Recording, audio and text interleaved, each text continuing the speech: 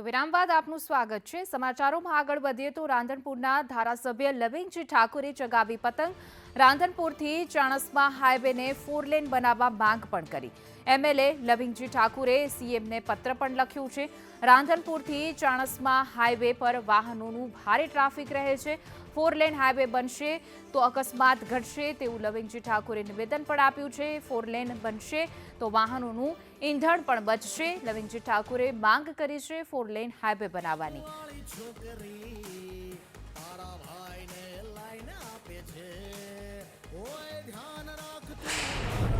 आदरणीय भूपेन्द्र पटेल साहेब ने मैं पत्र लख्यो है कि अहिया कंडला सुधीनो 4 लाइन है, पालनपुर सुधी 4 लाइन है, राधनपुर थी चाणस्मा सुधी बाकी रही गयो है, बाकी बधा 4 लाइन रस्ता थई गया है।